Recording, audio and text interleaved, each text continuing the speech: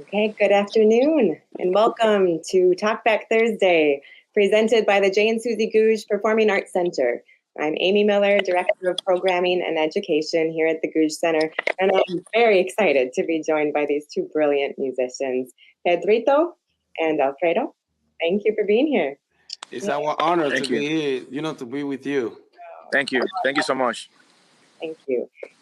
Pedrito Martinez and Alfredo Rodriguez have a duo a project that they've been touring, and we actually had you on our inaugural season at the Gouge Center. So you all were supposed to be here 2 years ago. We know what happened then.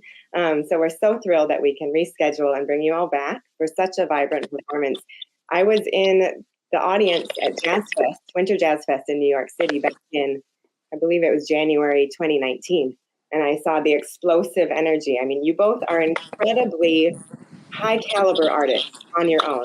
And then you come together and your music together is explosive. And there's not a possibility that an audience member can leave your performance without being on a complete musical high. Such a gift. So audience members, so much. Yes, absolutely. Do not miss their performance. It's at the Gouge Performing Arts Center. They're coming here Friday, March 18th at 7:30 p.m. There's still tickets available. So snag them on our website. So speaking of that, I want to dig right in and talk to you all about your individual careers, right? Because you both grew up in Havana, Cuba. You both grew up in the roots of this incredible lineage that is Cuba, but from very different trajectories, right? Can you both speak a little bit about the classic versus the folklorico and your lineage? I mean, I think that's what made this combination so beautiful. I mean, Alfredito and I, as you mentioned it before, we came from Havana, and we have completely different approach in our career. When you used to live in Cuba, I used to, he went to school music, and he learned, classical music and all the genres, and I learned the street. I didn't have the opportunity to go to school of music, but I learned all the folklore, the Afro-Cuban folklore from from the African culture that were brought to Cuba from Africa with the slave trade during the African diaspora. And that's what I've been developing all these years, working on my, to get the folklore in the level that people understand it's just not religion or a myth. It's just a beautiful culture that have been survived for over years. And when I mix that with Alfredito's knowledge about that, the way he learned Cuban music and classical music, it's completely, amazing. It's beautiful, and I enjoy it so much. I think also, just to add to what Pedro was saying, is that I think that's exactly the power of music. Is that, even though we can come from different backgrounds, obviously we are from Havana, Cuba. We are from the same town, and in Cuba, everyone breathes music, and Cuban culture is there. But still, we come from different backgrounds, different education, different parents, different whatever. And then we met outside of Cuba. We didn't even meet in Cuba. We met, I don't remember exactly where, but I think somewhere in Europe. In Switzerland. In Switzerland. The festival. In Switzerland. So then, what I'm trying to say at the end is like music has that power of unity, is that people can really come together and just play and just have a good connection right there. And you don't really need to, know much about the other person when it comes to talking. You can really, just play with that person and feel something through the music, feel actually their life through the music, and then connect. And that's something very powerful. Yeah, the chemistry between the two of us is very unusual. I've been playing with so many people since I've been here in the United States, and Alfredito is something else. He brings my energy to another level, and my creativity too. It's beautiful. As you can see, we both get along very well, and we love each other so much and respect also each other so much in so many levels. Not only as a musicians, which we think is very important, but we also feel like the human part of us is very important as well, because we play while we live. We don't play only music. We play our lives when we are on the stage. And for us, it's very important just to be expressing ourselves with a person that you connect, that you feel that we has we have other things in common that makes our music even better and stand up in a different way. That's what we look when it comes to music, when it comes to expressing ourselves with a different musician. It's like just to live, like that moment, a special moment as a brotherhood, for example, which is what we have, and I think that's very important, and the message goes through also, and people get that fortunately for us, and I think that's also one of the main reasons that we are, in my humble opinion, we're gonna keep doing this forever. Oh, please do. Please do. I mean, your audiences absolutely can tell that. It's a very magical experience.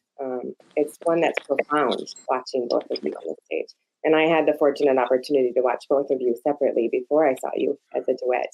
And it's, like I said earlier, it's a complete gift to your audience to have you all come together. But that is deeply rooted. I want our audience to really understand that Cuba is renowned for many different styles of music, right? And Cuba is a global presence where you're from. Alfredo, you went to some very prestigious conservatories, right? Conservatorio. Yes, actually, the schools in Cuba are very high level when it comes to classical music. Very high level. As Pedrito mentioned before, we still today, we don't still have like a jazz cathedra or even like a Cuban music that you don't really learn at the school. That's something that you learn because it's in your blood. Your parents listen to the Cuban music, practice the Cuban music, sing to the Cuban music, dance Cuban music, and then you learn because you have to learn. There is no another way. But when it comes to classical music, which is something that comes from different continents, as well as other type, traditional music from anywhere, you have to be, you have to learn from someone. And then we really have a very strong classical school of music because our relation with the Soviet Union. We had in Cuba, a lot of my teachers, they used to go to, Cuba had political relation, very strong relation in the 70s and the 80s with Russia, and then what is Russia now. And then, my teachers went to study at the Moscow Conservatory of Classical Music. So then they brought that knowledge to Cuba. It's the same that happens in the ballet as well. We have really good ballerinas and everyone because our teachers, not only that, our cars. We have like Moscovich and Polsky and all of those cars from Russia as well, which is the same situation with United States. But that happened before. That happened in the 50s, in the 40s, in the 30th. The Cuba and the States were very close in so many ways. I mean, business-wise as well. Yeah. And we had, still today, we have all of those cars from the 50s, Chevrolet and all of those brands. So, what happened with the Cuban music was that in the classical conservatory, we were trained basically by Cubans trained in Russia. And that's why the classical conservatory of classical music in Cuba is very strict and very powerful. Um, like I had the honor to have a combination between the classical school of music in the mornings, and then my dad is a popular singer, someone who didn't go to school, someone who just became famous because people liked it, the way that he sings. And then I had the honor of having those different schools, obviously adding people like Pedrito close to myself, not him because I didn't know him, but people like Pedro, that plays music by ear, by their parents teaching him. And then that's something very powerful for a kid. It's like something that you learn from different schools. You look at different points of view when it comes to music. So I got very fortunate since I was a kid. Incredible. And many incredible artists have come through the conservatories. Oh, yeah. Yeah, you're one of many. And then Pedrito, you have an incredible lineage of music and spirituality that folds into the diverse offerings that are Cuban folklorico and Cuban religious music. Can you speak a little bit to that? I know you can speak for a year about it, but Yes, as you mentioned, the music I've been learning all these years. Actually, when I used to live in Cuba, it was all about spiritual music, sacred music from the Yoruba culture, from Nigeria. And I mean, I grew up listening to all those Yoruba chants, the dancing, the playing, and then that became who I am right now. I've been trying to incorporate all those chants, all those beautiful melodies, and the spirituality to any kind of music I've been invited through all this year with many artists. And it's beautiful. It's beautiful. It just match so perfect. It's all about love and make sure that people just feel what you're trying to say. That your message is beautiful. It's a positive message, and it's a way to live too. In my particular case, I grew up and I learned with people that they don't even know how to read music, not even how to read, and that they were very poor people, but with a big heart. They were so sweet and very, very nice people. So, that's what I always try to show and share with people all over the world. That I'm always, has something positive to offer.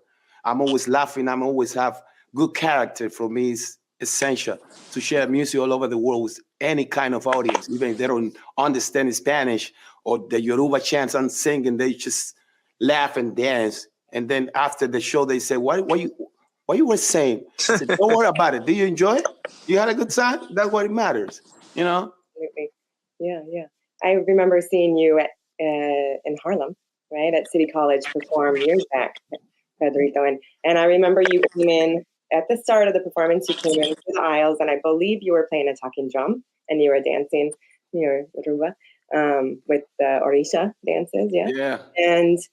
And I was listening recently to Duologue, which is your album, your incredible Grammy-nominated album that the two of you put out. Was it 2018? 20? When did 2019. 19, Actually, 2019. Yeah. Yeah, and you also start with the song Africa on that. So I've been thinking some about also wanting to ask you, obviously with the call of the ancestors and of the Afro roots, right, and the music and such, through which is what you were doing through your initial walk through the aisles with the performance, all of the ancestors, the honoring, the homage of the drum and the movement and that which came before the music that you're playing on the stage. Is that why you started with Africa? Yeah, actually, that particular album was a dream come true for me. I've been checking and following Alfredito's career since he got in the United States. My mom and all my family follow his father career. We're big fan of his father. And Africa and this particular album was produced by the two of us. We both, did all the compositions, lyrics, everything. And it was a beautiful experience for me. I learned so much from that because it was an untypical way to compose. Alfredito sent me all the beautiful melodies that he always put together on his composition. And then I sent back so much information of percussion and ideas that I had because I was so excited. And then I started sending a lot of lyrics. So he said, wait, this is too much lyrics. Let's make sure. So it was beautiful. It was amazing experience for me. And this album having a spirituality and a big root of Africa, definitely. But it's a combination of Africa and classical music and our experience with all the great musicians we have been performing and recording and traveling all these years together. I think being outside of Cuba for so many years, Pedrito can correct me, but he has been in the States for almost 20 years, right? 25. Oh my gosh, 25 years. A lot. And I have been almost 15 years in the States. And that I'm completely sure that has affected us, I believe, in a positive way. Definitely. When it comes to multiculturalism. Like so many people that we meet because the cities and the countries that we have been fortunate to travel and to learn from. And that's has affected our personalities, our life, and then our music. So our music is not obviously it's gonna be based on Cuban roots forever because that's where we come from, and that's how we started our lives. But then we have lived this process of transculturation through our veins, that then our music has become very global. And also we live a very global moment right now that only with the phone you can check out music from all over. You can see news, you can see anything only with your phone. If you have interest, you can learn as much as you want from different cultures in the whole world. And that definitely has affected us in a positive way, I believe, and our music as well. And then I want to say that, obviously we started music again, the album again with a song that comes back to where we come from, Africa, our roots. But then we have so many aspects of life and different genres when we play music. And I think that's something very positive that's happening right now. If we can talk about something positive in the world, I mean, that's one of the things. Yeah, definitely. I think musicians, we are citizens of the world. You know, we are very special, and we are blessed. That's what I want to mean. We are very blessed that we can, make sure that people that we change people emotions in many ways, and that people can really cry and laugh and have a joy of our music, what we were doing. It's beautiful, Flynn. Joy is actually a word I was thinking of quite a bit preparing for this, listening to your music and having seen you perform and knowing the context of the time that we're living in. And your energy is contagious. It's contagious right now. It's so fun speaking with you. And what is it for you that transforms when you're on the stage? How does joy feel, or what are the elements in your playing that bring you great joy? I mean, in my case, in general, I always try to make sure that the audience feel comfortable, that they feel home, and I always make sure that when I go back home, I feel great. I say, well, even with two people in the audience of full house, I did my thing. We did everything. We share everything we got, and that's essential for me. To make sure that we connect right away with the audience. And actually, that's something that we are blessed also, because we've been playing most of the time in performing arts centers and theaters and all that, and we always expecting that the audience is gonna be boring. I mean, people are gonna be sitting, applauding after a song, and it's the opposite. With us, people go crazy. It's like a hip hop or R&B concert where people are dancing all the time and laughing and having a good time, and they ask for like 2 or 3 encores. I mean, it's a beautiful feeling that we're not playing for like a dance audience, and people, no matter what age they are, they start dancing and they always ask for more. It's a beautiful feeling. People really change the way you are, your personality, your perspective as a musician, because we play for them. We want to make sure that they happy with what we're doing, with that they're receiving a beautiful energy, and that's the audience made me like go crazy in every concert. I made sure that I'm here, guys. I want to make you feel great. I That's want to add something to that audiences are very important for us, for even for everyone. I believe, but everyone is a world. I don't know. I'm not gonna speak for others, but for us, for Pedrito and myself, audience are very important, because since we improvise so much also on the stage, we feel the energy. Some people don't realize that, but we feel the energy that's happening in the room. And if you put some effort too into enjoy, into having a good time, into enjoying, into trying to, just to feel, that's very important for us. No matter whatever you do. If you want to dance, fine. If you don't want to do it, that's cool. If you want to sing, sing with us. But the most important for us is to have a beautiful moment in our lives. That's what we go on stage for. We really want to change people's life, the way that people think, the way that people, try to bring us, as you said before, joy is a really nice word when it comes to, I think, our personalities, and also what the message is when it comes to music for us. I think that's what we want the most, and we've been very fortunate to have that feedback all the time with us, and we just feel honored to keep going to many different places and bring our culture and bring this global culture that we have created all together also to their lives.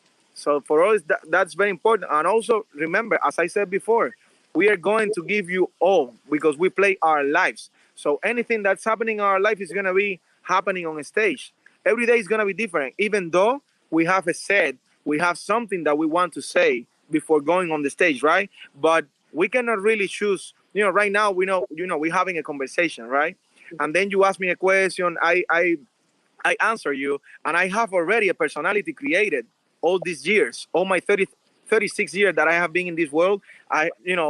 My friends, my education, my parents, my brothers, my sisters, everyone have created who I am. So then I have a personality already, but I don't really know the words that I'm going to be choosing. The next word that I'm going to say, I don't know it.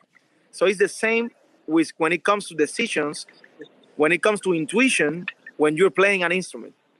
and you are improvising, you don't really know where you're gonna go. You don't really know what's gonna happen. So audiences are very important for us because only that reason, because they're gonna be part of the show, and that's something that I always try to, to make sure that people know that we really need them. We really need them in a lot of ways. Well, and that comes back to the call and response tradition as well, right? And the Pedrito, as you talked about, just learning music and dance and movement through community gatherings, through family gatherings, in the kitchen when you're cooking, and around holidays. Can you speak a little bit to that? What are some of the spaces and places? I know, Alfredo, you're in Miami. You live in Miami, and we're jealous of your surroundings that you're showing us right now, right? Pedrito, you're in I'm in North Bergen, Jersey. Jersey, and you've spent a lot of time in the city. Yeah, I've been here for 23 years. Yes, and both those cities are very vibrant with yeah, music. Very multicultural. A lot of people from different countries, a lot of Mexicans, Colombian, Dominican, Cuban, Peruvian. I mean, that's very great too for the culture in general. Mm-hmm. And I've been learning so much from different cultures. And now my group is like this Gillespie United Nation. I have people from Uruguay, Venezuela, Peru, Cuba. I mean, it's amazing. You learn so much from all those genres of music, from all those cultures. It's essential. I live in the most cosmopolitan city in the world, which is New York City. And I've been learning so much. It's like I don't even remember who I was when I used to live in Cuba. In terms of as Alfredo was saying, personality, you learn when you are surrounded from people from different cultures. In Cuba, I was Cuban, just know about Cuban culture, about Cuban music, about Cuban personality and attitude. Here, I have completely different attitude because I've been learning so much from different sources that make who I am today. It's amazing. Really amazing. It's a gift. It's a privilege to be able to. It is. It is. And what about you, Alfredo? How are these spaces? And you talked a little bit about that. What has living in Miami done for your shift, maybe in trajectory musically? I mean, everywhere is different, but usually since I left Cuba, I only been living in big cities as well. I'm very cultural as well. I'm multicultural. I Most of the time I have been living in Los Angeles. Miami has been for me, I guess, like 2 years. But actually, it's not only 2 years because I have been also in Europe a lot. I have family in Europe, so I've been living between, I would say, half of the year in Europe, half of the year in Miami, and before of that, more than 10 years in Los Angeles. So I think it's kind of like the same situation of what Pedro was mentioning before, which is like these cities are full of people from different places, and you have to adapt yourself also to start like learning and also accepting so many things from different countries, and that's something very important in our society today. To be tolerant and to be respectful with each other, even though we can be different, even though we can come from different places, we are human beings, and that's the most important for me. And I think living in places like this, plus adding that we always traveling, because I was with Pedro, I think, like, I don't remember, like 15 days ago, we were doing like a 10 days tour in Europe. So we were just touring Europe together, and that's something beautiful that we also have the honor, to call our lives like travelers in a way. And that's very important. That's very important as well, that we go to different places. We learn from so many people, different cultures, and that is incorporating our blood every day. Absolutely. And there's small collaborations and then larger collaborations, right? Both of you have profound collaborations in your life. And we could list off these incredible list of artists that you've worked with. It's phenomenal, right? Pedrito, you've worked with Wynton Marsalis and Paul Simon and Paquito de Rivera and Chucho Valdez and Bruce Springsteen, as it goes on, right? And Alfredo, I know that the legendary Quincy Jones is your personal mentor and producer, right? How have different collaborations, whether they're with musicians or non-musicians in your career, shaped your career and your musicality? I mean, I have so many funny histories about how I've been learning with all this great genius. The first one was with Sting. That was a project called Rainforest, where Sting and Elton John are the band leaders. And every year they invite the greatest musicians from all over the world. The first time I did it was President Bill Clinton invited Jennifer Hudson, Bruno Mars. I mean, by that time, I was dressing all white the whole year because I did an initiation in the religion. And it was so funny because I was playing, I had the biggest setup for an event that I had. I had two big cymbals in here, a table with a lot of miscellaneous, three congas, timbal, djembe, and I was playing the whole night, a little tambourine. And then I didn't understand why that was the case, that in pop music, you have to put a huge setup and then just play little things. I was so frustrated in that gig, but I understand that it's a way to learn another kind of genre of music, and you need to be respectful and thankful for that. I learned so much from that project. You know, we always had several rehearsals and all that, and I used to see all these artists interacting with each other, and I see, wow, this is another world for me. And I learned so much from that. You know, I learned that in this type of genre of music, you need to change your mind in terms of not trying to show anything like a playing and go crazy with the congas like we used to do. Like I used to do, it's just more about details, colors, you know, and it's beautiful too. It's just different. And then with Paquito Rivera, it's all about energy, and Paquito is like a clown in a good way. Paquito is always saying jokes after one song after the other. I mean, Paquito Rivera is a brilliant musician and an extraordinary human being that I learned so much with him too. And then with Winton, it's about more classic, you know, all about dressing with a suit, which I don't like, but I had to do it. So I adapt myself so good, and I learned so much from all those genius musicians. It's terrific. And they're fortunate to have you as a genius musician. I know that Wynton Marsalis has called you a genius, as you are. I mean, I was, you know, as a musician, you expect people in that level gonna call a person like Alfredito, you know, someone that came from a school that know how to read music perfect, and to put the music in a piece of paper, you know, send charge to people. I can't do that. And then I was like, it was so funny that where I came from, I had the great honor and the opportunity to play with so many huge musicians. You know, I have videos in the studio in London with Eric Clapton. Eric Clapton was in my latest album. We did 3 songs. I remember I was in Europe with Alfredito, and then he flew me to London to record my album. It's so great. And then, I mean, it's something that you never think is gonna be like. It's just you can dream about that. In my case, I never thought I was gonna be something I was gonna achieve in my career, and it happens. And I was ready for that. Thank God I was ready. Sometimes you got the opportunity or the call, and you're not ready. As simple as that. Thank God I was ready in terms of this. You know, maybe not as a musician, but as a personality, I was so like open to learn anything, and that's what I did, and it works. Well, and I guarantee that Elton John and these Wynton and these musicians hopefully learn just as much from you, Pedrito. I mean, you're being very humble, right?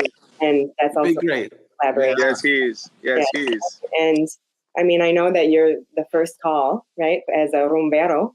I don't know if our audience knows that's, you know, the first call for rumba groups around the world, right? Yeah. That you are the rumbero. You're highly respected in your arena, which is a profound global arena and representation. And we need more the exchange. We need more of the Eurocentric art forms and the US-based art forms and such. Yeah, I think it's essential. Yeah, it's essential for people to be educated in a culture, in a specific culture. Sometimes we see a black people dressing all white and with a lot of necklace, with a lot of colors, and they think, oh, that's a brujeria, how they call it, or something negative. And we always judge people by his appearance, the way they look, maybe the way they talk, maybe they not, so smart in terms of like, having a source of information that other people can have, but that don't mean that he's an internet. And it's essential that we show people that this is a beautiful culture that have been survived for many years, and many ethnic groups were brought to Cuba with the slave trade. And that's what Cuba is. Our culture is about all those ethnic groups, and we mix it with European music, classical music. And Cuban music is like an atomic bomb because all those mixes, it's amazing. Now, Fredo, your collaborations. Tell us, if you want to share a little bit about your relationship with Quincy Jones or others that have really lifted you up as a musician. Well, yeah, it's kind of like similar situation as Pedro. I have been blessed also to be honored to share the stage, my music with so many of my idols. I remember when I went out of Cuba for the first time to play my own music, that I was maybe 19 or 18 years old. I went to a big festival in Europe, the Montreux Festival. And then when I worked there, I had the opportunity to see for the first time Herbie Hancock and Chick Corea, Michel Legrand and Quincy Jones. Today I can say that I have been playing with all of them, and I have learned from all of them. And with some of them, like for example, like Quincy and Chick, I was, I was a very close friend of Chick. Chick invited me to a lot of festivals. Chick invited me to play as duo so many times, and I couldn't have dreamed that. I was only, when I was a kid, I was only checking out his music, and this is my idol, and that's it. But that a person like that calls you, on a stage. I remember last time that I played with Chic was right before the COVID came, and that was in San Francisco. He was doing a show at SF Jazz, and I remember because I'm close friend with the organizers, so I remember calling and saying I'm just gonna go and see Chic tonight, and we went backstage. I was with Chic. We played actually in the backstage because they have a piano there. I went to check out the show in the audience, and when they were finished the show, he was calling me on the stage. Alfredo, are you still here? Are you still here? Wow! And he brought me to the stage, and we all play. I think we play Spain, and we all play again. One more time. That was one of his last shows, actually. And then, that's the most important thing about life: moments, in my opinion. All the things they can really go. Yeah. We sometimes focus in all of these, like material things that we have around us, and we don't really realize that you can have so much today and nothing tomorrow. But when it comes to your moments, this moment that we have created with Pedrito and myself, for example, is something that's going to stay for us in us forever. And that exact moment that I'm telling you about Chick Corea, and that moment that I met Quincy, and I have been fortunate to say today that he has been the producer of my 5 albums and also my mentor for more than 13 years. Those are the things that go with me forever. The other things are not as much important as important, to be honest.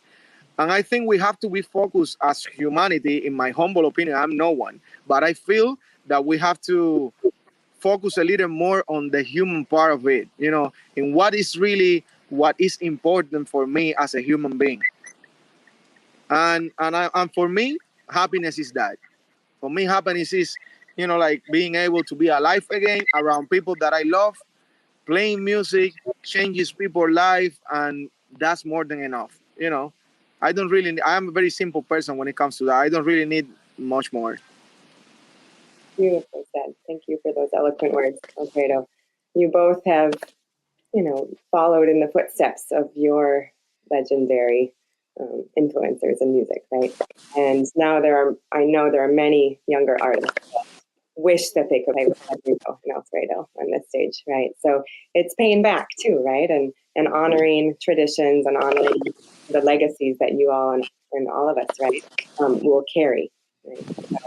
So we're so thrilled. And speaking of moments, right, we're so thrilled for the moments to come at the Gouge Center. They're going to be special. We're thrilled, and it's not to be taken for granted, live performance during these times. So, For sure. All of you watching, please come to the Gouge Center on Friday, March 18th, 7:30 to witness this dynamic, incredibly brilliant duo. Bring your dancing shoes. Don't forget that. Yes, we will do that. You don't have to ask me twice. We'll have a blast. Thank you both. This has been such an honor to interview both of you. And Thank you so much. in a couple of weeks, stay well, be well, and Likewise. in Alabama on You too. Friday, March 18th. Audience members, run out and get your tickets, and we'll see you. See you soon. Take care. Thank you. Bye.